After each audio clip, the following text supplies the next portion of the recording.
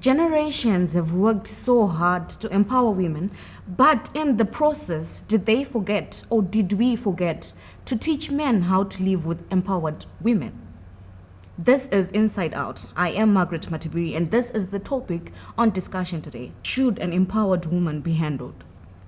Yeah, an empowered woman should be handled. There are many dimensions which we can look at as we are defining an empowered woman. But maybe today I would specifically focus on maybe economic empowerment. You've seen over the ages, it was just the males who were allowed to go and work and come back home and feed the family. But now there's been a shift and there's been a change whereby women also need to be empowered to be able to do what they love, what they are passionate of doing. That means that they can also go out and look for employment and also get equal opportunities as men are having when they go to search for employment.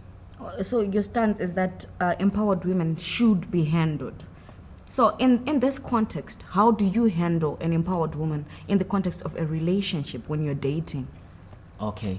First and foremost, I would start by saying the woman who has been empowered should know herself first, should know what she really stands for, so that it will be easier for us to handle her. Okay, so my issue is with dating. When we talk about empowerment itself, we are saying that empowerment is the ability to do something about your needs, your beliefs, your wants, and everything else. So it is not an issue of who takes the lead. If I see somebody that I like, if I am an empowered woman, I should be able to approach them and tell them that I like them. So empowerment in itself implies that any one of us can take the lead, be it the man or the woman.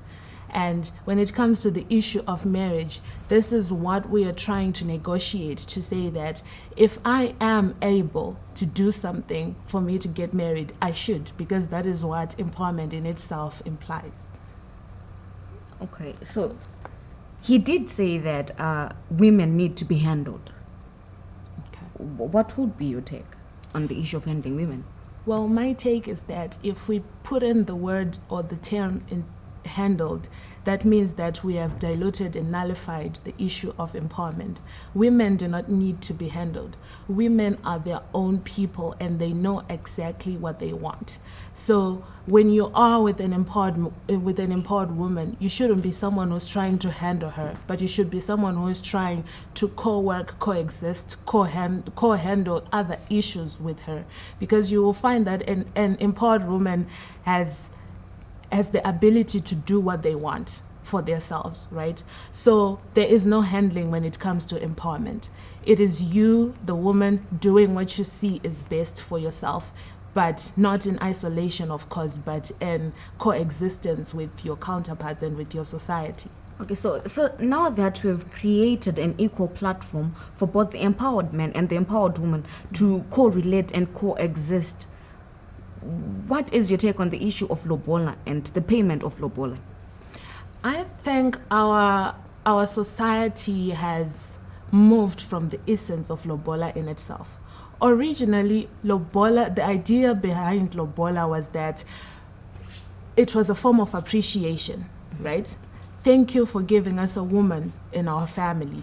And thank you for giving us a man in our family. And in that essence, there was balance in the issue of lobola, right?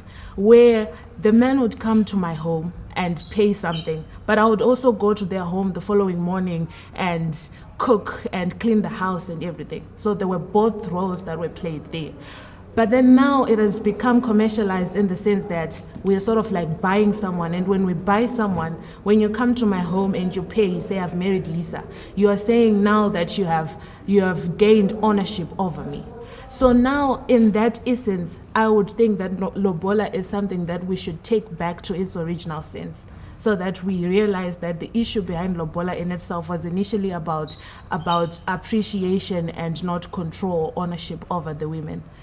Okay, so given the current economic situation in the country, in Zimbabwe and most African countries where the economic meltdowns, what do you think should be the reasonable amount to be paid as lobola? I don't think there is any reasonable amount because appreciation cannot be measured. What I think should be done is that just agree with both families that this is our token of appreciation. Because you will find that here I am Lisa, right? I come from, a family that's not doing so bad. But maybe the person that's going to marry me cannot even raise 1,000 RTGS. Should he not marry me? Are we not losing the essence in that sense? I am saying that if that's what he has and that's his token for appreciation, it should be accepted. Because we should not lean on me getting married for my family to become financially stable. On the issue of religion, on this discussion, there is now a conflict between religion and our tradition as Africans. How do we draw the line and make it work for an empowered woman? All right, you'll find that if you study cultural anthropology, right, and you study religion, the essence of patriarchy in those two items is almost the same, right? It is just a man over a woman, right?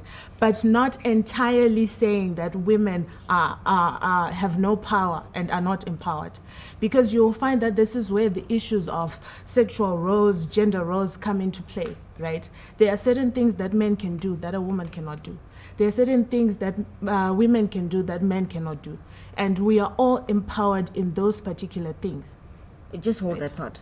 Yeah. When we say there are certain things that men can do and women can do, are we still talking in the sense of an empowered woman? Because the general appreciation is that when a woman is empowered, she does not need a man to put a light in a room, the light bulb in a room. When a woman is empowered, at some point, she is probably a mechanic. So how do you distinguish between this gender roles when we're talking of empowerment? What exactly is it that you say a woman can do and a man cannot do, or that a man can do and a woman cannot do?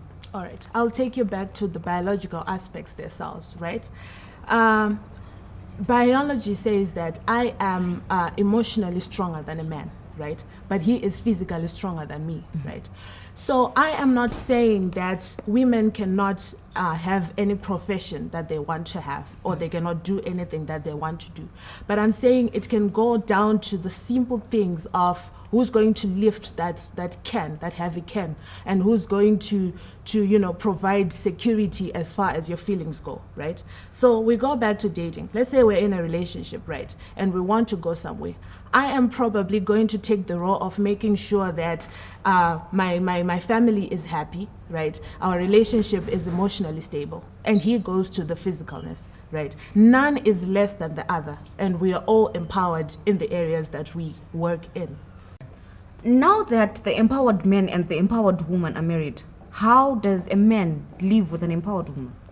Okay, I think we go back to the word live. You cannot live with something or someone that you don't necessarily understand. So I think men, they really need to first understand what it means to be empowered.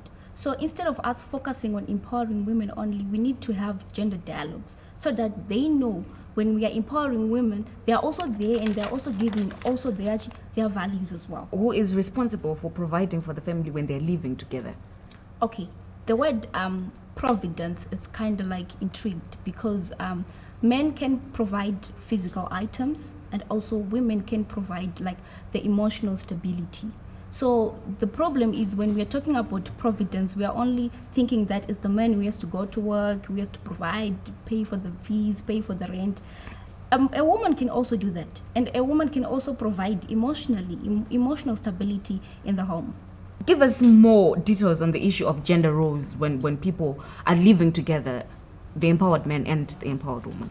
Okay, so I think it also goes back to our biological makeup. Most of the roles, they are mostly influenced by my biological makeup. The fact that I'm the one who gives birth, I'm entitled sometimes to also like provide care, cook, clean for the house and everything else because, it's something that has been influenced by my own biological role. And how does cooking and cleaning come in play when it comes to biological makeup? Okay, like I've already said that the fact that I'm the one who gave birth to the child, you know what I'm saying? They say the mother's love. They say that. So sometimes, I can't just leave her crying. I can't just leave you without food. The fact that I'm the one who gave birth to her, I have to cook for her. I have to clean for her. And the men, when the woman is cooking and cleaning for the family as well as providing financially, what is the man supposed to be doing? Is there no clash between the man and the woman when it comes to this? No, there's no clash, because like all these roles, they are like complementing to the same thing. It's not like it's a competition. It's not like, okay, so I'm cleaning, so you have to do something else. No, it's a whole complex issue that connects and that results to the one same thing.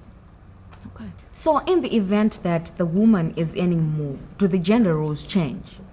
No, gender roles do not change overnight, because gender roles, these are expectations by the society, and these are something that is deep rooted in us. We grew up knowing these roles, so they just don't change because of financial abilities. Because the issue of empowerment, we have got different kinds of empowerment.